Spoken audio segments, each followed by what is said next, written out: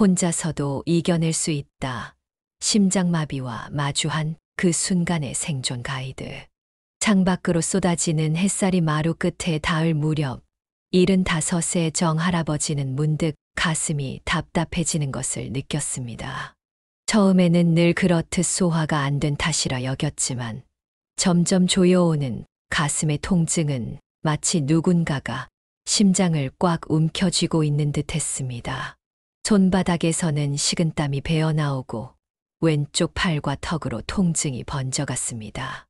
그 순간 할아버지는 깨달았습니다. 이것은 단순한 체함이 아니라는 것을. 그리고 더 무서운 현실은 집에 혼자 있다는 사실이었습니다. 아들 내외는 여행을 떠났고 이웃들은 모두 일터에 나가 있을 시간. 머릿속에 불현듯 며칠 전 동네 경로당에서 들었던 심장마비 대처법 강의가 떠올랐습니다. 혼자 있을 때 심장마비가 오면 당신의 행동이 생사를 가른다. 지금 이 순간 당신도 정할아버지와 같은 상황에 처할 수 있습니다. 혼자 있을 때 심장마비가 찾아온다면 과연 어떻게 해야 할까요? 오늘 이 이야기는 당신의 생명을 구할 수도 있는 가장 중요한 지식입니다. 심장마비, 갑자기 혼자라면 어떻게 해야 할까요? 심장마비는 예고 없이 찾아옵니다. 마치 오랜 세월 쌓아온 신뢰가 한순간에 무너지듯 평생 함께한 우리의 심장이 갑작스레 멈춰설 수 있습니다. 많은 분들이 나는 괜찮을 거야. 큰 병원에 갈 시간이 있겠지라고 생각하지만 심장마비에서는 처음 몇 분이 생사를 결정합니다. 하지만 좋은 소식이 있습니다. 혼자 있더라도 빠르게 행동하고 정확한 방법을 알고 있다면 심장마비에서 살아남을 수 있다는 것입니다. 특별한 의학 훈련이나 장비가 필요하지 않습니다. 준비와 침착함만 유지하면 됩니다. 간단하고 실제적인 방법들이 당신의 생명을 구할 수 있습니다. 심장마비 발생 후 첫 1시간을 골든아워라고 부릅니다. 이 시간 내에 적절한 치료를 받으면 생존 확률이 크게 높아집니다. 하지만 매 분마다 생존율은 7에서 10%씩 감소합니다. 시간이 생명입니다. 이제부터 심장마비가 찾아왔을 때 혼자서도 생존할 수 있는 7가지 중요한 단계를 알려드리겠습니다. 그리고 가장 중요한 것은 당신의 몸이 보내는 신호를 알아차리는 것부터 시작합니다. 첫 번째 단계, 심장마비의 초기 신호 알아차리기. 혼자서 심장마비를 이겨내려면 먼저 심장마비가 어떤 느낌인지 알아야 합니다. 심장마비 증상은 가슴뿐만 아니라 몸 전체에서 느껴질 수 있습니다. 영화에서처럼 갑자기 극심한 가슴 통증으로 쓰러지는 장면을 상상하시나요? 하지만 실제 심장마비는 훨씬 더 미묘한 증상으로 시작되는 경우가 많습니다. 주로 가슴 중앙에 깊고 불편한 압박감이나 조이는 느낌을 찾으세요. 마치 누군가 당신 위에 앉아 있는 것 같거나 가슴이 천천히 시멘트로 채워지는 느낌일 수 있습니다. 이 불편함은 5분 이상 지속되며 쉬어도 나아지지 않습니다. 이 느낌은 오락가락할 수도 있어서 심각하지 않다고 생각하기 쉽지만 몇 분 이상 지속되거나 반복된다면 절대 망설이지 마세요. 다른 초기 신호로는 가슴 통증 없이도 갑작스러운 호흡 곤란이 있습니다. 가만히 앉아 있는데도 언덕을 오른 듯한 느낌이 들 수 있습니다. 어떤 분들은 팔, 어깨, 목, 턱, 심지어 등에까지 통증이 퍼질 수 있습니다. 어지러움, 식은땀, 메스꺼움도 흔한 증상입니다. 특히 고령자나 여성의 경우 통증이 가슴보다는 등이나 위의 압박감으로 느껴질 수 있습니다. 74살 박 할아버지의 이야기를 들려드리겠습니다. 어느 날 아침 그는 속쓰림 같은 느낌을 받았습니다. 처음에는 전날 저녁에 먹은 매운 찌개 때문이라고 생각했습니다. 하지만 곧 숨쉬기 어려워지고 손에 식은땀이 맺히기 시작했습니다. 그는 최근에 읽은 기사를 떠올렸습니다. 모든 심장마비가 통증으로 시작되는 것은 아니다라는 내용이었습니다. 그 기억이 그를 망설이지 않게 했고 즉시 119에 전화를 걸었습니다. 박 할아버지의 빠른 판단이 그의 생명을 구했습니다. 몸이 보내는 작은 신호도 심각하게 받아들이세요. 그냥 피곤한 거겠지. 소화가 안 된 거겠지라고 넘기지 마세요. 의심이 든다면 즉시 다음 단계로 넘어가야 합니다. 두 번째 단계, 즉시 응급 서비스에 전화하기. 심장마비가 시작되고 있다고 의심되는 순간 가장 중요하고 효과적인 행동은 바로 응급 서비스에 전화하는 것입니다. 119는 단순한 전화번호가 아닙니다. 그것은 생명줄입니다. 증상이 사라지기를 기다리지 마세요. 스스로 운전하려 하지도 마세요. 과민 반응이라고 생각될까봐 망설이지 마세요. 심장마비에서는 매 순간이 소중합니다. 심장 근육이 산소 부족에 시달리는 시간이 길어질수록 손상은 더 커집니다. 스스로 운전하려는 시도는 가장 위험한 선택 중 하나입니다. 운전 중 의식을 잃거나 사고를 일으킬 수 있고, 이는 당신뿐만 아니라 다른 사람들도 위험에 처하게 합니다. 또한 병원에 도착하더라도 주차장에서 응급실까지 걸어가야 하는 시간은 치명적일 수 있습니다. 전문가들이 당신에게 오게 하세요. 119에 전화하면 응급 의료 요원이 당신이 할 수 있는 다음 단계를 안내해 줄 것입니다. 그들은 구급차가 도착할 때까지 전화를 끊지 말고 당신과 함께 있을 것입니다. 이것만으로도 생존 확률이 크게 높아집니다. 78세 김희정 할머니의 사례를 들려드리겠습니다. 어느 날 아침 어깨 통증과 함께 메스꺼움, 식은땀을 느꼈습니다. 처음에는 아들에게 전화하려고 했지만 며칠 전 간호사가 했던 말이 생각났습니다. 심장 관련 증상이 의심되면 가족보다 먼저 119에 전화하세요. 그녀는 망설임 없이 응급 서비스에 전화했고 구급차가 도착했을 때는 이미 증상이 심해져 있었습니다. 하지만 의료팀은 이미 준비가 되어 있었고 그녀의 빠른 전화가 생명을 구했습니다. 심장마비인지 확실하지 않더라도 도움을 요청하는 것을 주저하지 마세요. 전문가들은 차라리 10번 더 출동하는 것이 한 생명을 놓치는 것보다 낫다고 말합니다. 세 번째 단계, 아스피린 복용하기. 응급 서비스에 전화한 후에 할 수 있는 가장 강력한 행동은 아스피린을 복용하는 것입니다. 하지만 단순히 삼키는 것이 아니라 천천히 침착하게 씹어야 합니다. 이 작은 차이가 생명을 구할 수 있습니다.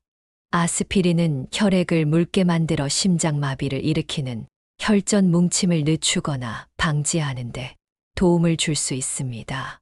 정제로 삼키는 대신 씹어서 드시면 더 빨리 체내에 흡수되어 효과가 시작됩니다. 연구에 따르면 이것은 귀중한 시간을 벌어줄 수 있고 때로는 도움이 도착하기 전에 혈류를 일부 회복시키기도 합니다. 아스피린은 혈소판이 뭉치는 것을 막아 혈전 형성을 억제합니다. 심장마비 초기에 아스피린 하나를 씹어 먹으면 막힌 혈관이 더 악화되는 것을 지연시킬 수 있어요. 일반적으로 성인용 아스피린 한 알 300에서 325mg 또는 어린이용 아스피린 4알을 씹어 먹는 것이 권장됩니다.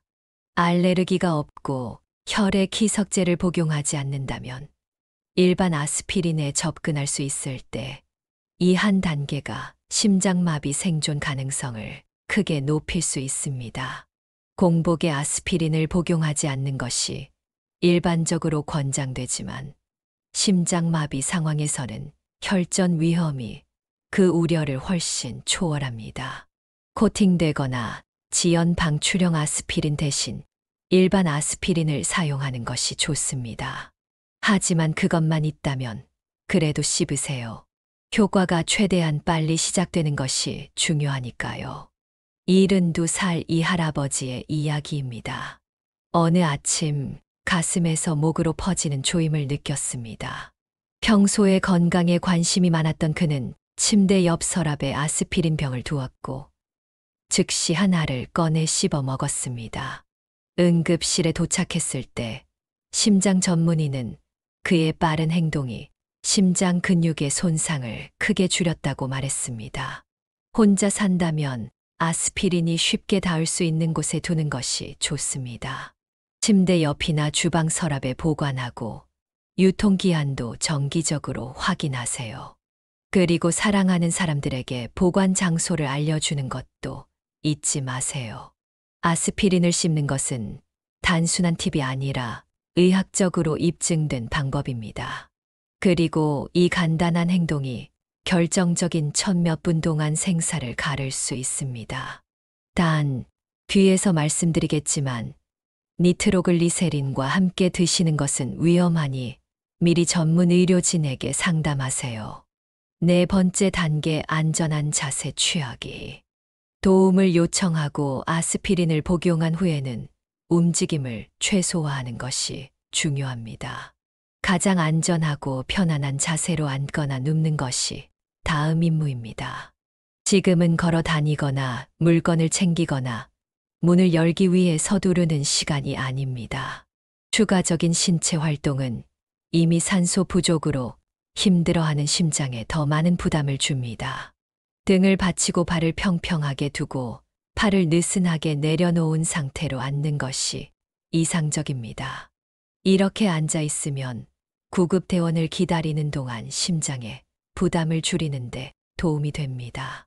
심장마비 상황에서는 절대로 완전히 눕지 마세요. 반드시 누우면 심장에 더 큰 부담이 갑니다. 가장 좋은 자세는 약간 상체를 일으킨 채 앉는 것입니다. 소파에 기대 앉거나 바닥에 앉아 벽에 등을 기대는 자세가 좋습니다. 이렇게 하면 호흡이 조금 더 편안해지고 심장에 가는 부담도 줄어듭니다. 만약 어지럽거나 현기증이 느껴진다면 머리를 약간 높이고 옆으로 누우세요. 이 자세는 의식을 잃었을 때 기도가 막히는 것을 방지해 줍니다. 심장마비 중에는 심장이 효율적으로 혈액을 펌프질하지 못합니다. 앉은 자세는 중력을 이용해 뇌로 가는 혈류를 유지하는 데 도움이 됩니다. 또한 호흡도 더 쉬워집니다. 완전히 눕는 것은 심장에 추가적인 부담을 주고 호흡을 어렵게 만들 수 있습니다. 옷이 조이는 부분이 있다면 풀어주세요. 넥타이, 벨트, 꽉 조이는 옷깃 등을 느슨하게 해서 혈액순환이 원활하게 되도록 해야 합니다. 불편함을 억지로 참으려 하지 마세요. 다른 상황에서는 그런 태도가 도움이 될 수 있지만 이 순간에는 위험합니다. 도움을 요청하고 아무것도 하지 않고 앉아 있는 것이 이상하게 느껴질 수 있지만 아무것도 하지 않는 것은 심장이 안정될 기회를 주는 무언가를 하는 것입니다. 5번째 단계 문 잠금 해제하기. 도움을 요청하고 안정된 자세를 취한 후 힘이 남아 있다면 현관문 잠금을 여는 것도 중요합니다.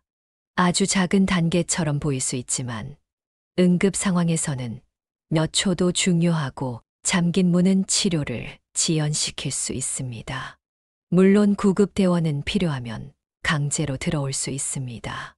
하지만 강제 진입은 시간이 더 걸리고 불필요한 손상을 일으킬 수 있습니다. 미리 문을 열어두면 응급대원들이 바로 들어와 즉시 치료를 시작할 수 있습니다. 이 간단한 행동으로 몇 분을 절약할 수 있는데 이 시간은 당신의 심장이 버틸 수 없는 시간일 수도 있습니다. 전화를 걸었다면 가능한 한 현관문을 열어두세요.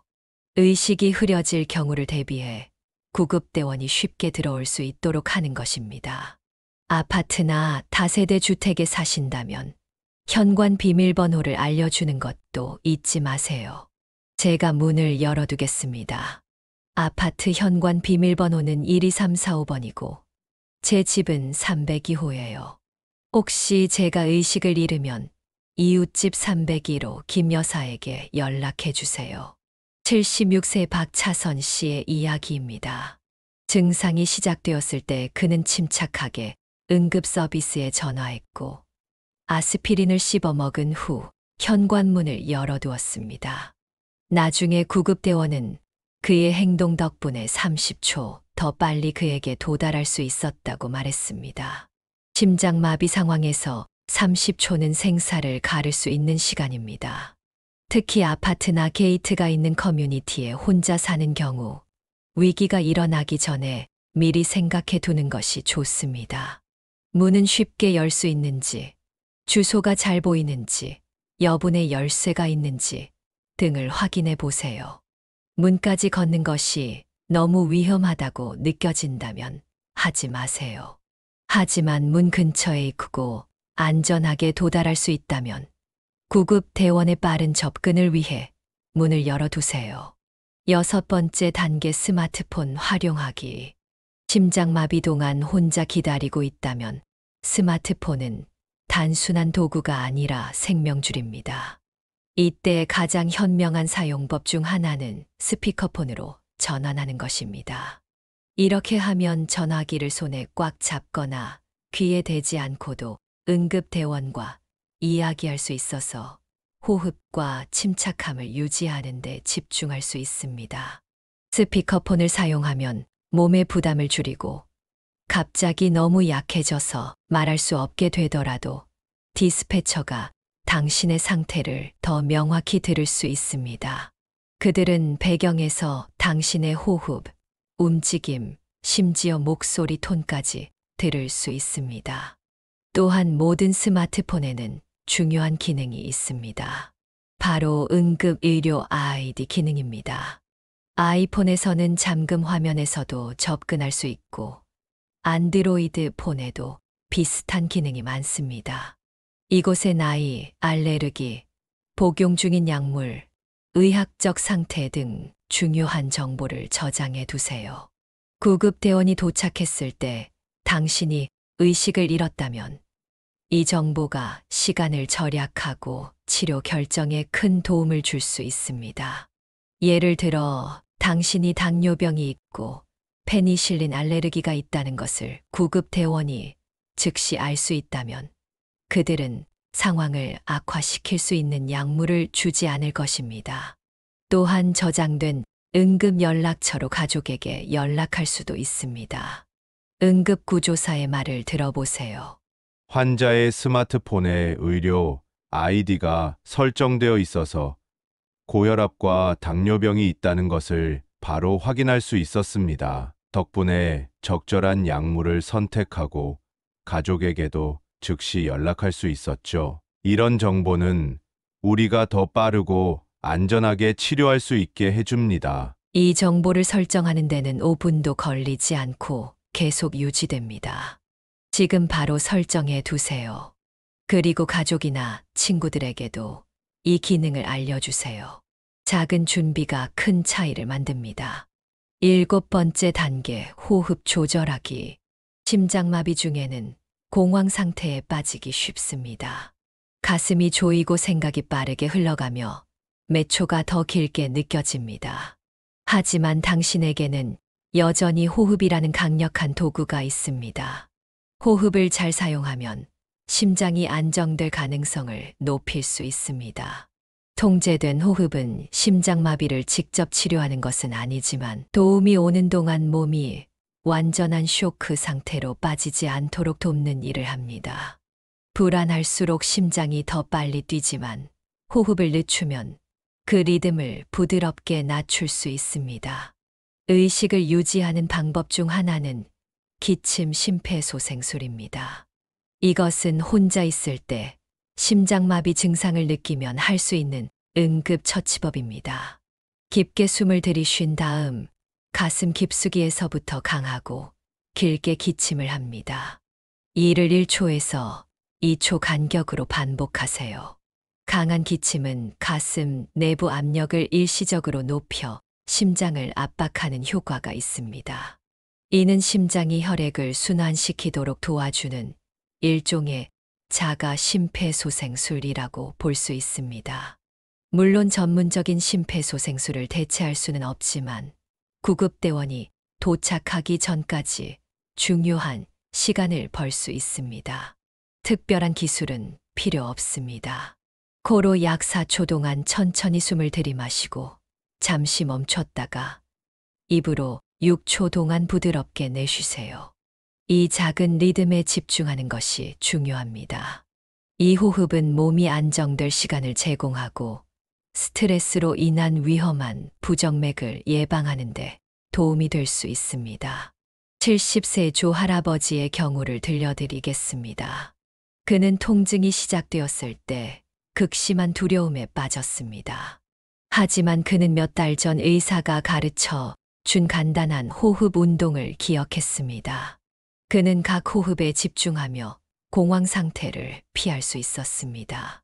구급대원이 도착했을 때 그의 심장은 불안정했지만 완전한 심정지는 아니었습니다.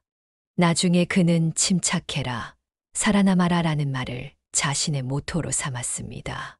이 호흡법은 평소에도 연습할 수 있습니다. 호흡은 동맥을 고치지 않지만 시간을 벌어줄 수 있고 심장이 버틸 수 있게 합니다. 또한 의식을 유지하는 데도 큰 도움이 됩니다. 니트로글리세린 복용하기, 심장 환자의 응급 처치. 만약 당신이 협심증이나 심장질환으로 니트로글리세린을 처방받아 가지고 있다면 이때가 복용할 시간입니다. 니트로글리세린은 혈관을 확장시켜 심장으로 가는 혈류를 증가시키는 약물입니다. 처방된 대로 혀 밑에 하나를 놓고 녹을 때까지 기다리세요. 다만 니트로글리세린은 혈압을 급격히 떨어뜨릴 수 있으므로 앉아있는 상태에서 복용하는 것이 중요합니다. 니트로글리세린을 복용한 후에는 5분 정도 기다려 보세요. 증상이 나아지지 않는다면 의사의 지시에 따라 5분 간격으로 최대 3번까지 추가 복용할 수 있습니다. 하지만 절대로 그 이상은 복용하지 마세요. 아스피린과 니트로글리세린의 차이 이해하기. 심장 건강에 문제가 있는 많은 분들이 아스피린과 니트로글리세린을 함께 처방받곤 합니다. 하지만 이 두 약물은 매우 다른 방식으로 작용하며 심장마비 상황에서 각각의 역할을 이해하는 것이 중요합니다. 니트로글리세린과 아스피린은 모두 심장질환과 관련된 약이지만 작용 방식과 목적이 완전히 다릅니다. 니트로글리세린은 혈관을 확장시켜 즉각적인 통증 완화를 제공하는 반면 아스피린은 혈전 형성을 방지하는 데 도움을 줍니다. 니트로글리세린은 주로 협심증 발작, 즉 가슴 통증이 있을 때 혀 밑에 넣어 녹여서 복용하는 응급약입니다. 이 약은 혈관을 빠르게 확장시켜 심장에 혈액과 산소 공급을 늘려주어 흉통을 완화합니다. 효과는 보통 2에서 5분 내에 나타나며 즉각적인 증상 완화를 목적으로 합니다. 반면 아스피린은 혈전 피떡 생성을 억제해 심근경색이나 뇌경색 발생 위험을 줄이기 위해 사용됩니다. 심장마비가 의심될 때 아스피린을 씹어 먹으면 혈소판이 뭉치는 것을 방지하여 이미 형성된 혈전이 더 커지는 것을 막을 수 있습니다. 하지만 아스피린은 니트로글리세린처럼 즉각적으로 통증을 완화하지는 않습니다. 심장질환이 있는 분들은 두 약물을 모두 가지고 다니는 경우가 많습니다. 협심증 환자는 가슴 통증이 시작될 때 먼저 니트로글리세린을 복용하고 통증이 완화되지 않거나 심장마비가 의심될 때 아스피린을 추가로 복용하는 것이 일반적입니다. 처음에는 니트로글리세린과 아스피린의 차이를 몰랐어요. 의사 선생님이 설명해 주셨죠. 니트로는 가슴이 아플 때 즉시 통증을 줄여주고 아스피린은 혈관 속 피떡이 더 커지는 걸 막아준대요. 둘 다 중요하지만 이달라요. 중요한 점은 니트로글리세린은 처방받은 사람만 사용해야 한다는 것입니다. 반면 아스피린은 특별한 금기사항 알레르기, 출혈 위험 등이 없다면 대부분의 심장마비 의심 상황에서 사용할 수 있습니다. 또한 니트로글리세린을 복용한 후 증상이 5분 내에 완화되지 않거나 증상이 평소보다 심하거나 다르게 느껴진다면 즉시 응급 서비스에 연락해야 합니다. 니트로글리세린이 효과가 없다는 것은 단순한 협심증이 아닌 심근경색일 가능성이 높다는 신호입니다. 많은 환자분들이 니트로글리세린이 효과가 없을 때도 계속 복용하며 시간을 낭비하세요. 3번 복용해도 통증이 사라지지 않으면 그건 더 이상 단순한 협심증이 아니라는 신호입니다. 즉시 119에 전화하세요. 마음 다스리기 생존을 위한 심리적 요소. 심장마비는 신체적 고통뿐만 아니라 극도의 불안과 공포를 동반합니다. 이대로 죽는 건 아닐까? 아무도 나를 발견하지 못하면 어쩌지? 이런 생각들이 밀려올 수 있습니다. 하지만 이런 극심한 불안은 심장 상태를 더 악화시킬 수 있습니다. 깊게 숨을 들이쉬고 천천히 내쉬는 호흡법을 시도해 보세요. 그리고 자신에게 긍정적인 말을 반복해서 해주세요. 도움이 곧 올 거야. 난 이겨낼 수 있어. 지금까지 잘 버티고 있어와 같은 말들입니다. 정 할머니는 창밖을 바라보며 깊게 숨을 들이쉬었습니다. 마당에 핀 봄꽃들이 바람에 살랑거리는 모습이 보였습니다. 문득 이번 주말에 손녀가 방문한다는 약속을 떠올렸습니다. 난 꼭 손녀를 만나야 해. 아직 해줄 이야기가 많아. 그녀의 눈에서는 굵은 눈물이 흘러내렸지만 동시에 그녀의 의지는 더욱 단단해졌습니다. 구급대원 도착 시 정보 제공하기. 구급대원이 도착하면 가능한 한 명확하게 상황을 설명해야 합니다. 언제부터 증상이 시작되었는지, 어디가 아픈지, 어떤 약을 복용했는지 등의 정보는 의료진이 신속하게 적절한 치료를 제공하는 데 결정적인 도움이 됩니다. 만약 말하기 힘든 상태라면 복용 중인 약물 목록이나 의료 정보를 미리 준비해둔 카드나 메모를 보여주세요. 평소에 이런 정보를 냉장고나 현관문 안쪽 같은 눈에 잘 띄는 곳에 붙여두는 것도 좋은 방법입니다. 병원으로 이동하기. 구급대원이 도착하면 그들의 지시에 따라 병원으로 이동하게 됩니다. 이때 중요한 것은 절대로 스스로 운전해서 병원에 가려고 하지 말라는 것입니다.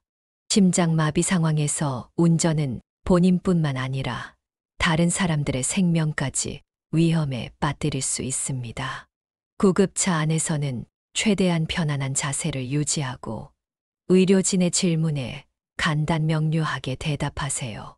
그리고 무엇보다 희망을 잃지 마세요.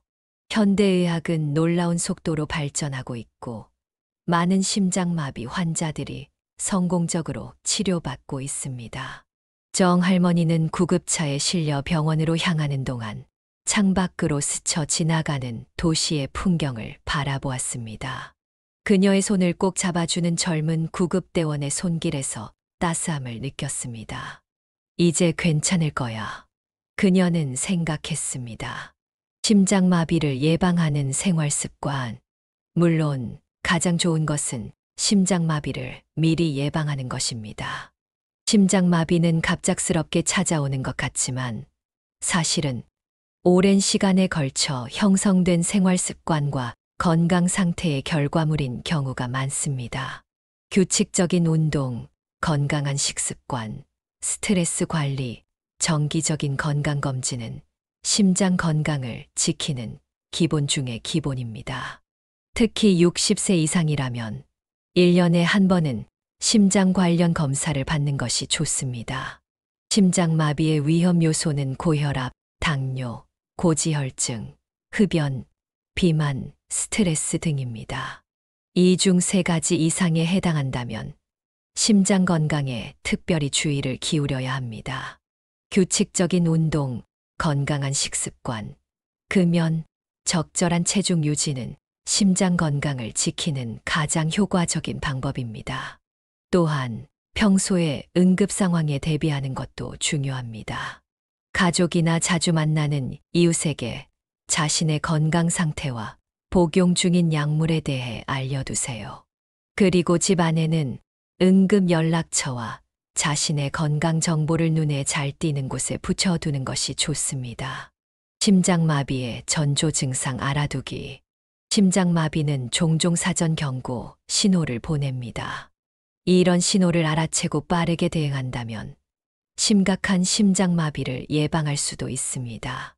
가슴의 불편함이나 압박감, 상체팔, 목, 턱 등로 퍼지는 통증, 갑작스러운 호흡 곤란, 식은땀, 메스꺼움, 현기증 등이 대표적인 전조 증상입니다. 이런 증상이 나타나면 즉시 병원을 찾아야 합니다. 특히 여성의 경우 전형적인 가슴 통증보다는 극심한 피로감, 상체 통증, 숨가쁨 등의 증상이 더 흔하게 나타날 수 있습니다. 이런 성별 차이를 인지하고 있는 것도 중요합니다. 저는 심장마비가 왔을 때 가슴이 아프다기보다는 너무 피곤하고 어지러웠어요. 등 쪽이 많이 아팠고요. 처음에는 그냥 과로인 줄 알았는데 알고 보니 심장마비였어요. 여성은 증상이 다를 수 있다는 걸 알아두세요. 혼자서도 살아남을 수 있어요. 준비와 침착함이 중요해요. 결국 혼자서 심장마비를 이겨내는 것은 단순히 운이 아니라 준비, 인식, 그리고 침착한 행동에 달려 있습니다. 오늘 알아본 단계들은 각각 단순해 보일 수 있지만 함께하면 당신의 생명을 구할 수 있는 강력한 연결고리를 만들어냅니다. 경고 신호를 인식하고 즉시 도움을 요청하고 가능하면 아스피린을 복용하고 힘을 아끼기 위해 앉거나 눕고 도움이 쉽게 닿을 수 있도록 하고 스마트폰에 응급 아이디를 기재해두고 호흡을 늦춰 심장을 안정시키는 것. 이 각각의 조치는 당신에게 조금 더 시간을 벌어주고 조금 더 통제력을 줍니다. 정 할머니의 이야기는 다행히 해피엔딩으로 끝났습니다. 그녀는 빠른 대처와 의료진의 신속한 치료 덕분에 심장마비에서 회복될 수 있었습니다. 실제 생존 사례 혼자서 심장마비를 이겨낸 사람들 78세 김 할아버지의 실제 사례를 들려드리겠습니다. 어느 겨울 아침 그는 혼자 집에서 신문을 읽던 중 갑자기 가슴에 압박감을 느꼈습니다. 처음에는 소화불량이라고 생각했지만 곧 왼쪽 팔로 통증이 퍼지기 시작했습니다. 그는 즉시 119에 전화했고 아스피린을 씹어먹은 후 현관문을 열어두었습니다. 구급대원이 도착했을 때 그는 의식이 있었고 자신의 증상을 명확하게 설명할 수 있었습니다. 병원에서 검사 결과 그는 심근경색을 겪고 있었지만 빠른 대처 덕분에 심각한 심장 손상 없이 회복할 수 있었습니다. 또 다른 사례로 65세 박 여사의 이야기가 있습니다. 그녀는 혼자 사는 여성으로 어느 날 저녁 갑자기 심한 메스꺼움과 등 통증, 그리고 숨가쁨을 느꼈습니다. 전형적인 가슴 통증은 없었지만 그녀는 최근에 여성의 심장마비 증상이 다를 수 있다는 기사를 읽었던 것을 기억해냈습니다. 그녀는 즉시 응급 서비스에 전화했고 자신의 증상을 설명했습니다. 병원에 도착한 후 검사 결과 그녀는 실제로 심장마비를 겪고 있었습니다. 의사는 그녀의 빠른 대응이 생명을 구했다고 말했습니다. 여성분들 특히 주의하세요. 우리의 심장마비 증상은 남성과 다를 수 있어요. 가슴 통증이 없더라도 원인 모를 극심한 피로감, 메스꺼움 등 통증이 있다면 무시하지 마세요. 제가 그 정보를 알고 있었기에 살아남을 수 있었어요. 심장 건강을 위한 일상 습관. 심장마비를 예방하는 가장 좋은 방법은 평소 심장 건강을 관리하는 것입니다. 이를 위한 몇 가지 중요한 습관을 알려드리겠습니다. 첫째, 규칙적인 운동을 하세요. 하루 30분의 걷기만으로도 심장 건강에 큰 도움이 됩니다. 무리한 운동보다는 꾸준히 할 수 있는 가벼운 운동이 더 효과적입니다. 둘째, 건강한 식습관을 유지하세요. 채소와 과일을 충분히 섭취하고 염분과 포화지방 섭취를 줄이세요. 특히 나트륨이 많은 인스턴트 식품과 가공식품을 피하는 것이 좋습니다. 셋째, 정기적인 건강검진을 받으세요. 혈압, 콜레스테롤, 혈당 수치를 정기적으로 체크하고 이상이 있다면 적절한 치료를 받는 것이 중요합니다. 넷째, 스트레스를 관리하세요. 명상, 심호흡, 취미 활동 등을 통해 스트레스를 줄이는 것이 심장 건강에 매우 중요합니다. 다섯째, 금연하세요. 흡연은 심장 질환의 가장 큰 위험 요인 중 하나입니다. 담배를 끊으면 심장 건강이 크게 개선됩니다. 심장 건강을 위한 가장 중요한 5가지 습관은 규칙적인 운동, 건강한 식습관, 정기적인 건강검진, 스트레스 관리, 그리고 금연입니다. 이 5가지만 잘 지켜도 심장질환 위험을 50% 이상 줄일 수 있습니다. 이웃과의 연결, 혼자 사는 노인의 안전망. 혼자 사는 노인분들에게 이웃과의 연결은 단순한 사교 활동이 아니라 생명줄이 될 수 있습니다. 정기적으로 안부를 확인하는 이웃이 있다면 응급 상황에서 빠른 도움을 받을 수 있습니다. 78살 이 할머니는 매일 아침 옆집 박 할머니와 전화로 안부를 확인하는 습관이 있었습니다. 어느 날 아침 박 할머니가 전화를 받지 않자 이 할머니는 직감적으로 뭔가 잘못되었음을 느꼈습니다. 그녀는 즉시 관리실에 연락했고 확인 결과 박 할머니는 밤사이 심장마비를 겪고 의식을 잃은 상태였습니다. 이 할머니의 빠른 대처 덕분에 박 할머니는 생명을 구할 수 있었습니다. 우리는 서로를 지켜봐야 해요. 특히 혼자 사는 노인들은 더욱 그래요. 매일 안녕하세요. 라는 간단한 인사 한마디가 누군가의 생명을 구할 수 있어요. 박 할머니와 나는 이제 더 가까워졌고 서로의 건강을 더 세심하게 챙기게 되었답니다. 이웃과 안부를 주고받는 습관을 들이세요. 가능하다면 정기적으로 만나거나 전화하는 시간을 정해두는 것도 좋습니다.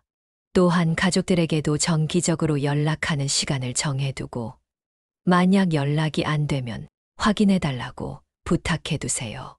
이 모든 것은 중요한 메시지를 말해줍니다. 혼자 있어도 당신은 무력하지 않다는 것입니다. 심장마비는 무서울 수 있지만 당신에게는 도구가 있고 지식이 있으며 이제 계획이 있습니다. 심장마비 상황에서 가장 중요한 것은 시간입니다. 증상을 알아차리고 즉시 도움을 요청하고 아스피린을 복용하고 안전한 자세를 취하는 것. 이 간단한 단계들이 생명을 구할 수 있습니다. 당신의 생명은 소중합니다. 당신이 사랑하는 사람들에게도 이 사회에도 당신은 꼭 필요한 존재입니다. 오늘 배운 내용을 꼭 기억하시고 주변의 소중한 분들에게도 이 정보를 나누어 주세요. 인생의 황혼기, 우리는 더 많은 지혜와 경험을 갖게 됩니다. 그리고 그만큼 우리의 삶은 더욱 소중해집니다. 건강한 마음과 몸으로 행복한 노후를 맞이하시길 바랍니다.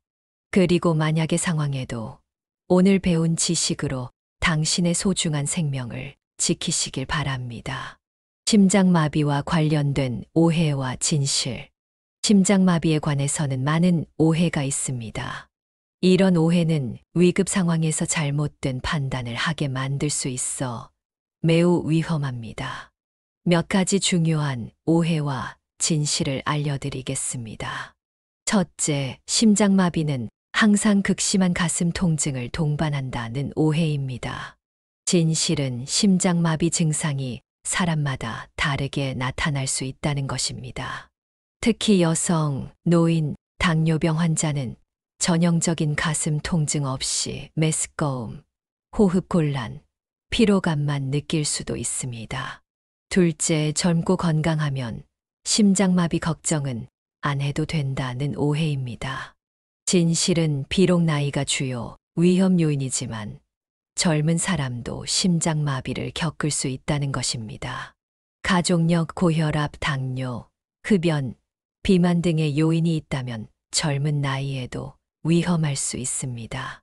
셋째, 심장마비와 심장정지는 같은 것이다 라는 오해입니다. 진실은 이 둘은 다른 상태라는 것입니다. 심장마비는 심장으로 가는 혈류가 차단되어 심장 근육이 손상되는 것이고, 심장정지는 심장이 완전히 멈추는 것입니다. 심장마비가 심장정지로 이어질 수 있지만 항상 그런 것은 아닙니다. 넷째, 심장마비는 항상 갑자기 발생한다는 오해입니다. 진실은 많은 심장마비가 수시간, 수일, 심지어 수주에 걸쳐 경고 신호를 보낸다는 것입니다. 이런 신호를 알아채고 대응하는 것이 중요합니다. 환자들이 가장 많이 하는 말 중 하나가 이런 증상이 며칠 전부터 있었는데 신경 안 썼어요입니다. 몸이 보내는 신호를 무시하지 마세요. 특히 평소와 다른 불편함이 지속된다면 전문가의 도움을 구하세요. 가족과 함께 준비하기. 심장 건강은 개인만의 문제가 아닙니다. 가족과 함께 준비하고 대응하는 것이 중요합니다. 가족들에게 심장마비 증상과 대처법을 알려주세요. 그리고 응급 상황에서의 분담도 미리 논의해 두는 것이 좋습니다. 가족 모두가 심폐소생술 CPR을 배우는 것도 매우 중요합니다. 심장마비 환자의 생존율은 즉각적인 CPR을 통해 크게 높아질 수 있습니다. 지역 보건소나 적십자사에서 제공하는 CPR 교육에 가족과 함께 참여해 보세요. 또한 가족 건강 이력을 알고 있는 것도 중요합니다. 심장질환은 유전적 요소가 있을 수 있으므로 가족력을 의사와 공유하세요. 이를 통해 더 정확한 위험 평가와 예방 계획을 세울 수 있습니다. 심장 건강을 위한 식이요법. 심장 건강을 위한 식단은 양만큼이나 중요합니다. 지중해식 식단은 심장 건강에 특히 좋은 것으로 알려져 있습니다. 올리브 오일, 견과류, 생선, 과일, 채소를 풍부하게 섭취하고 붉은 고기와 가공식품은 제한하는 것이 좋습니다. 소금 섭취를 줄이는 것도 매우 중요합니다. 고혈압은 심장질환의 주요 위험 요인이므로 하루 소금 섭취량을 6g 약 티스푼 하나 이하로 유지하는 것이 좋습니다. 영양사의 조언도 들어볼까요? 심장 건강을 위한 식단은 복잡하지 않습니다. 신선한 재료를 활용하고 가공식품을 피하며 다양한 색상의 과일과 채소를 섭취하세요. 특히 오메가3 지방산이 풍부한 등 푸른 생선은 일주일에 2번 정도 먹는 것이 좋습니다. 또한 포화지방과 트랜스지방 섭취를 줄이고 올리브오일, 아보카도 등에 함유된 불포화지방을 섭취하세요. 당분 섭취도 제한하는 것이 중요합니다. 과도한 당분은 비만, 당뇨, 심장질환의 위험을 높일 수 있습니다. 수분 섭취도 잊지 마세요. 충분한 물을 마시는 것은 혈액순환을 원활하게 하고 심장의 부담을 줄이는 데 도움이 됩니다. 하루에 6잔에서 8잔의 물을 마시는 것을 목표로 하세요. 스트레스 관리와 심장 건강. 만성적인 스트레스는 심장 건강에 직접적인 영향을 미칩니다. 스트레스 호르몬은 혈압을 높이고 염증 반응을 촉진하며 장기적으로는 심장 질환의 위험을 높일 수 있습니다. 효과적인 스트레스 관리 방법으로는 명상, 깊은 호흡, 요가, 태극권 등이 있습니다. 이런 활동은 심신의 안정을 가져오고 스트레스 호르몬 수치를 낮추는데 도움이 됩니다. 심리 상담사는 다음과 같이 말합니다. 많은 분들이 스트레스와 심장 건강의 연관성을 과소평가합니다. 하지만 연구에 따르면 만성 스트레스는 고혈압, 동맥경화, 심지어 심장마비의 위험을 높입니다. 매일 15분만이라도 명상이나 심호흡을 통해 마음의 평화를 찾는 시간을 가지세요. 또한 충분한 수면도 심장 건강에 중요합니다. 성인은 하루 7시간에서 9시간의 수면이 필요합니다. 수면 부족은 혈압 상승, 염증 증가, 스트레스 호르몬 분비 증가 등을 통해 심장에 부담을 줄 수 있습니다. 사회적 연결도 스트레스 관리와 심장 건강에 도움이 됩니다.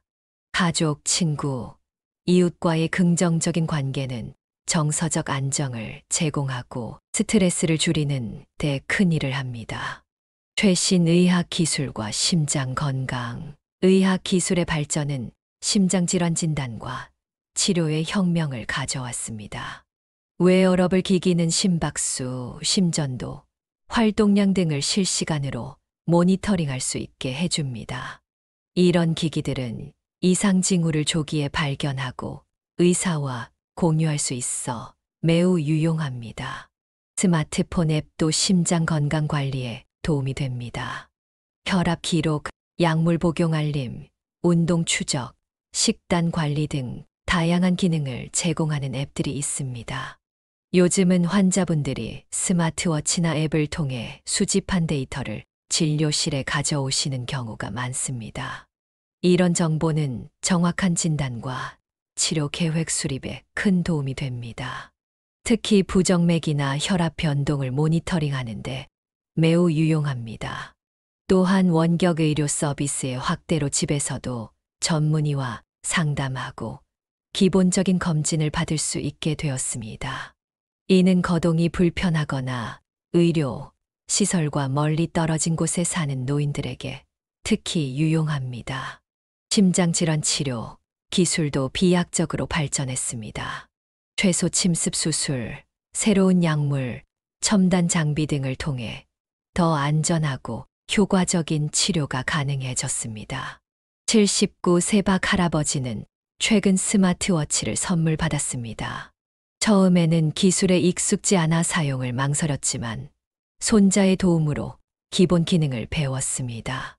어느 날 시계가 불규칙한 심장 리듬을 감지하고 알림을 보냈습니다.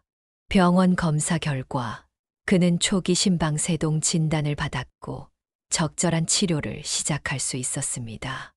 처음에는 이런 기계가 뭐 필요하냐고 생각했지만 이제는 매일 차고 다녀요. 덕분에 큰 문제가 되기 전에 심장 이상을 발견했으니까요. 나이 든다고 새로운 기술을 두려워하면 안 되겠더라고요. 제가 50년 의사 생활을 하며 배운 가장 중요한 교훈은 환자의 의지와 지식이 약보다 더 강력하다는 것입니다. 알고 대비하면 심장마비도 이겨낼 수 있습니다. 여러분 모두 건강하고 행복한 노후를 보내시길 바랍니다.